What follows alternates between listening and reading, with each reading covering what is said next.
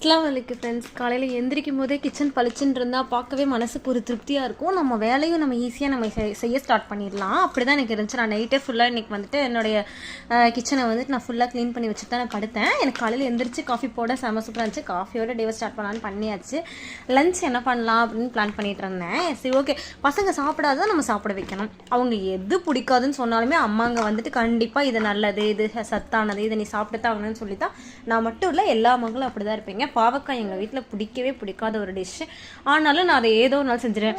எனக்கு வந்து பாவக்காய் வந்து ரொம்ப பிடிக்கும். ஆனால் எங்கள் வீட்டுக்காருக்கும் பிடிக்காது. என் பசங்க சாப்பிடவே மாட்டான் பெரியவன். அதனால தான் நான், ஆனாலும் என்ன பண்ண முடியும், அவனுக்கு பிடிக்காடி நான் அதை செஞ்சு தான் கொடுப்பேன். வாரத்தில் நீ ஒரு நாளாவது கண்டிப்பாக எடுத்துக்கோன்னு சொல்லி இன்றைக்கி போராட்டம் பண்ணி தான் இதை செய்யவே செஞ்சேன். பார்க்கவே சூப்பராக இருக்குது. பாருங்கள், இது குழம்பு வந்து இதில் நான் வாய்ஸ் போட முடியல.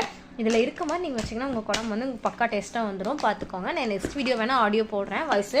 அப்புறம் வந்து காம்பினேஷனாக நீங்கள் வந்துட்டு பாவக்காய் குழம்பு கூட பீட்ரூட் பொரியல் வச்சுக்கோங்க. அது வந்து இன்னுமே உங்களுக்கு நல்லாயிருக்கும். ஏன்னா குழந்தைங்க கசப்பாக இருந்தாலுமே இது தொட்டுட்டு சாப்பிடும்போது நல்லாயிருக்கும். நான் என் பையனுக்கு சொன்னேன், உனக்கு பாவக்காய் சாப்பிட மாட்டேன்னா பீட்ரூட்டும் பாவக்காயும் மிக்ஸ் பண்ணி சாப்பிட, உனக்கு கசப்பு தெரியாதுன்னு நான் சொல்லி தான் பண்ணேன். நீங்கள் தேங்காய் துருவி போட்டு இறக்குனீங்கன்னா பீட்ரூட் பொரியல் இன்னும் டேஸ்ட்டாக இருக்கும்.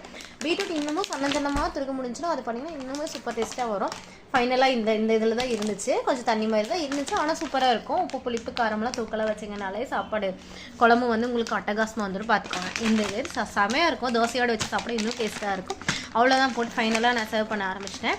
அப்புறம் வந்துட்டு சன்ஃபியர்ஸ் லைஃப் சேனலில் மறக்காமல் சப்ஸ்கிரைப் பண்ணி லைக் பண்ணி வச்சுக்கோங்க. பெல் ஐக்கான் கிளிக் பண்ணுங்கள், கமெண்ட் பண்ணுங்கள். Tata, bye, see you, tata.